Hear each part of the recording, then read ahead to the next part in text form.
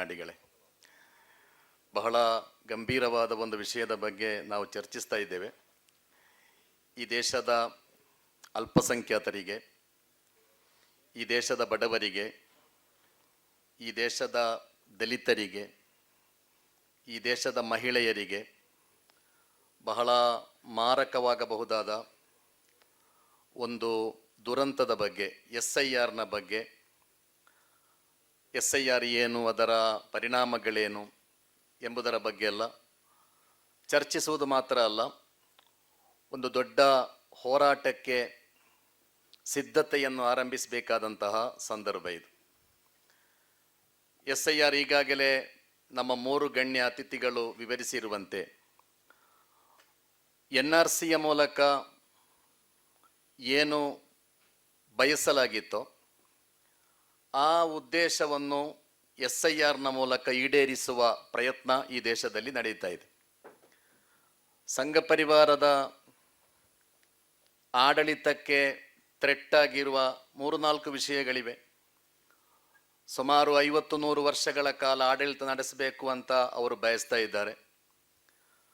ಅವರ ಆಡಳಿತಕ್ಕೆ ಸ್ವಲ್ಪ ಥ್ರೆಟ್ಸ್ ಅಂದರೆ, ಒಂದು ಮುಸ್ಲಿಂ ಸಮುದಾಯ, ಎರಡನೆಯದ್ದು ಬಡವರು, ಮೂರನೆಯದ್ದು ದಕ್ಷಿಣ ಭಾರತ, ಅದೇ ರೀತಿ ನಿರಂತರವಾಗಿ ನಡೆಯುವ ಚುನಾವಣೆಗಳು.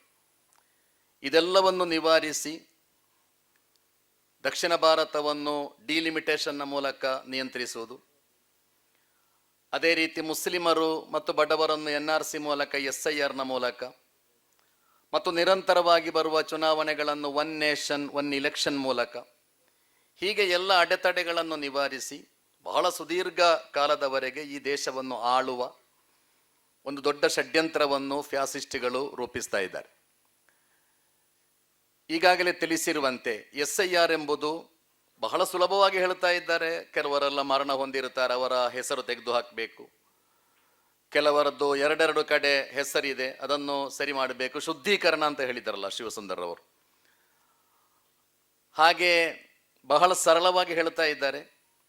ಆದರೆ SIRನ ಮೂಲಕ ನಿಮ್ಮನ್ನು ಮತದಾರರ ಪಟ್ಟಿಯಿಂದ ತೆಗೆದು ಹಾಕುವುದು ಮಾತ್ರ ಅಲ್ಲ, ನಿಮ್ಮ ಪೌರತ್ವವನ್ನು ನಿರಾಕರಿಸಲಾಗ್ತದೆ. ಈಗ ಬಿಹಾರ್ನಲ್ಲಿ 65 ಲಕ್ಷ ಜನರನ್ನು ಮತದಾನದಿಂದ ಹೊರಗಿಡಲಾಯಿತು ಎಂಬುದರ ಆಚೆ ಈ 65 ಲಕ್ಷ ಜನರ ಮುಂದಿನ ಅವರ ಬಗ್ಗೆ ಇರುವ ತೀರ್ಮಾನ ಏನು?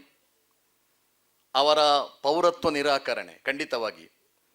ಆದ್ದರಿಂದ ಈ ದೇಶದ ಅಲ್ಪಸಂಖ್ಯಾತರ, ಬಡವರ, ದಲಿತರ, ಇದು SIR ಅಂತ ಹೇಳುವಾಗ ಏನು ಮುಸ್ಲಿಂ ಸಮುದಾಯಕ್ಕೆ ಮಾತ್ರ ಸಂಬಂಧಪಟ್ಟ ಒಂದು ಚರ್ಚೆ ಖಂಡಿತ ಅಲ್ಲ. ಈ ದೇಶದ ಅಲ್ಪಸಂಖ್ಯಾತರ, ಬಡವರ, ಮಹಿಳೆಯರಿಗೆ ಸಂಬಂಧಪಟ್ಟ ಒಂದು ವಿಷಯ ಇದು.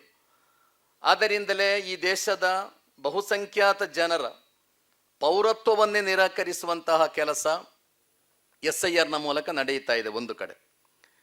ಎರಡನೆಯದು, ಒಂದು ಭಯಾನಕ ವಾತಾವರಣ ಸೃಷ್ಟಿಸ್ತಾ ಇದ್ದಾರೆ. ಸಿಕ್ಕಾಪಟ್ಟ ನುಸುಳುಕೋರರಿದ್ದಾರೆ ನಮ್ಮ ದೇಶದಲ್ಲಿ. ನಾಳೆ ಕರ್ನಾಟಕದ ಬಗ್ಗೆ ಕೂಡ ಪ್ರೊಪಗಂಡ ಇರ್ತದೆ.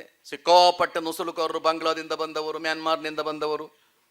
ಹಾಗೆ ಬಿಹಾರದಲ್ಲಿ ಕೂಡ ನುಸುಳುಕೋರರಿದ್ದಾರೆ ಎಂಬುದನ್ನು ಪ್ರಚಾರ ಮಾಡಲಾಯಿತು.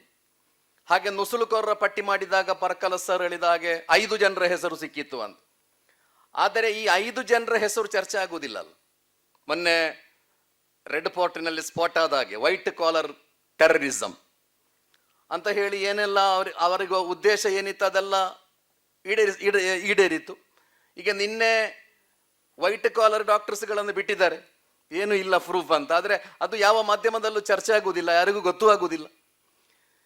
ಹೀಗೆ ಧ್ರುವೀಕರಣದ ಒಂದು ದೊಡ್ಡ ಮಾರ್ಗ ಕೂಡ ಇದು, ವಿಭಜನೆಯ ಒಂದು ದೊಡ್ಡ ಮಾರ್ಗವಾಗಿ ಕೂಡ ಈ SIR ಅನ್ನು ದುರುಪಯೋಗ ಮಾಡುತ್ತಾ ಇದ್ದಾರೆ. ಆದ್ದರಿಂದ ಇದರ ವಿರುದ್ಧ ಒಂದು ದೊಡ್ಡ ಜನಾಂದೋಲನ ರೂಪಿಸುವುದರ ಹೊರತು ಬೇರೆ ದಾರಿಗಳಿಲ್ಲ. ನಾವೆಲ್ಲ ಸುಪ್ರೀಂ ಕೋರ್ಟಿಗೆ ಹೋಗ್ತೇವೆ. ಸುಪ್ರೀಂ ಕೋರ್ಟಿನಿಂದ ಬರುವ ಜಡ್ಜ್ಮೆಂಟ್ಗಳು ಅಲ್ಲಿ ವಾದ ಪ್ರತಿವಾದದ ಆಧಾರದಲ್ಲಿ ಖಂಡಿತ ಅಲ್ಲ. ಇವತ್ತು ಬರುತ್ತಿರುವ ಎಲ್ಲ ಜಡ್ಜ್ಮೆಂಟ್ಗಳು ಕೋರ್ಟಿನ ಹೊರಗೆ ಏನು ನಡೆಯುತ್ತಾ ಇದೆ ಅದರನ್ನು ಅವಲಂಬಿತವಾಗಿ ತೀರ್ಪುಗಳು ಬರ್ತಾ ಇದೆ.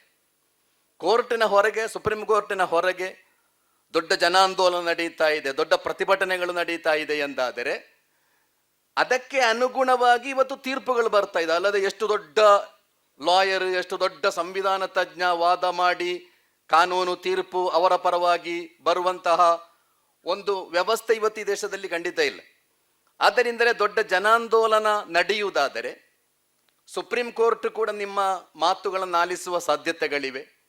ಈ ನಿಟ್ಟಿನಲ್ಲಿ ಒಂದು ದೊಡ್ಡ ಹೋರಾಟ, ಇದನ್ನು ಜನರಿಗೆ ಅರ್ಥ ಮಾಡಿಕೊಡುವುದು, ಜನರ ಜೊತೆ ಇದರ ಬಗ್ಗೆ ಮಾತಾಡುವುದು, ಜನರಿಗೆ ಇದರ ಅಪಾಯಗಳ ಬಗ್ಗೆ ಎಚ್ಚರಿಕೆಯನ್ನು ಕೊಡುವುದು ಮತ್ತು ದೀರ್ಘಕಾಲೀನವಾದಂತಹ ಪರಿಣಾಮಗಳೇನು ಎಂಬುದನ್ನು ಅತ್ಯಂತ ಸರಳವಾಗಿ ಜನರಿಗೆ ಹೇಳಿಕೊಡುವುದು, ಹಾಗೆ ಒಂದು ದೊಡ್ಡ ಜನಾಂದೋಲನ ರೂಪಿಸುವ ಮೂಲಕ ಮಾತ್ರ ಈ ಅಪಾಯವನ್ನು ನಮಗೆ ಎದುರಿಸಲಿಕ್ಕೆ ಸಾಧ್ಯ.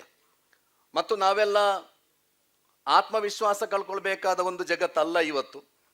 ನಿಮಗೆಲ್ಲ ಗೊತ್ತಿದ್ದ ನ್ಯೂಯಾರ್ಕಿನಲ್ಲಿ ಜಗತ್ತಿನ ಅತ್ಯಂತ ದೊಡ್ಡ ಕಾರ್ಪೊರೇಟ್ ಶಕ್ತಿಗಳ ಕೇಂದ್ರದಲ್ಲಿ ಮತ್ತು ಜಗತ್ತಿನಲ್ಲಿ ಅತಿ ಹೆಚ್ಚು ಇಸ್ಲಾಮೋಫೋಬಿಯಾ ಇರುವ ಒಂದು ಸಿಟಿಯಲ್ಲಿ ನಾನೊಬ್ಬ ಮುಸ್ಲಿಂ ಅಂತ ಬಹಳ ಧೈರ್ಯದಿಂದ ತನ್ನ ಐಡೆಂಟಿಟಿಯನ್ನು ಹೇಳಿಕೊಂಡು ಒಬ್ಬ ವ್ಯಕ್ತಿ ಝಹರಾನ್ ಮಮ್ದಾನಿ ಈ ವ್ಯವಸ್ಥೆಯ ವಿರುದ್ಧ ವಿಜಯ ಸಾಧಿಸುವುದಾದರೆ, ಗೆಲ್ಲುವುದಾದರೆ ಜನರು ಆ ರೀತಿ ಆಲೋಚಿಸ್ತಾ ಇದ್ದಾರೆ. ನೀವು ಜನರೊಂದಿಗೆ ಮಾತಾಡಿದ್ರೆ, ಅವರ ನಿಜವಾದ ಸಮಸ್ಯೆಗಳನ್ನು ಹೇಳಿದ್ರೆ, ಜನರಿಗೆ ಇದನ್ನೆಲ್ಲ ಅರ್ಥ ಮಾಡಿಸಿಕೊಡ್ಲಿಕ್ಕೆ ನಮಗೆ ಸಾಧ್ಯ ಆದರೆ ಅದು ಮಮ್ದಾನಿಗೆ ಮಾತ್ರ ಸೀಮಿತ ಆದದ್ದಲ್ಲ, ಎಲ್ಲ ಕಡೆ ಕೂಡ ಈ ಬದಲಾವಣೆಗಳು ಖಂಡಿತ ಆಗ್ತದೆ. ಆದರೆ ಅದಕ್ಕೆ ಬಹಳ ತ್ಯಾಗದ ಅಗತ್ಯ ಇದೆ, ಅದಕ್ಕೆ ಬಹಳ ಪರಿಶ್ರಮದ ಅಗತ್ಯ ಇದೆ, ಅದಕ್ಕೆ ಧಾರಾಳ ಕಲಿಬೇಕಾದ ಅಗತ್ಯ ಇದೆ. ಈ ಎಲ್ಲ ನಿಟ್ಟಿನಲ್ಲಿ ನಾವೆಲ್ಲ ಸೇರಿ ಬಹಳಷ್ಟು ಪ್ರಯತ್ನಗಳನ್ನು ಮಾಡುವುದಾದರೆ ಬೇರೆ ಬೇರೆ ರೀತಿಯಲ್ಲಿ ಇದನ್ನು ಜನರಿಗೆ ತಲುಪಿಸುವ, ತಿಳಿಸುವ, ಇದರ ಮಾರಕ ಪರಿಣಾಮಗಳನ್ನು ಎಚ್ಚರಿಸುವ ಒಟ್ಟು ಒಂದು ದೊಡ್ಡ ಜನಾಂದೋಲನವನ್ನು ರೂಪಿಸಲು ನಮಗೆ ಸಾಧ್ಯವಾದರೆ ಖಂಡಿತವಾಗಿಯೂ ಇಂತಹ ಎಲ್ಲ ಸವಾಲುಗಳನ್ನು ಎದುರಿಸಲಿಕ್ಕೆ ನಮಗೆ ಸಾಧ್ಯ ಇದೆ. ಅದು ಸಾಧ್ಯವಾಗಲಿ ಎಂಬ ಹಾರೈಕೆಯೊಂದಿಗೆ ತಮಗೆಲ್ಲ ಕೃತಜ್ಞತೆಗಳನ್ನು ಹೇಳಿ ನನ್ನ ಮಾತನ್ನು ಮುಗಿಸ್ತಾ ಇದ್ದೇನೆ.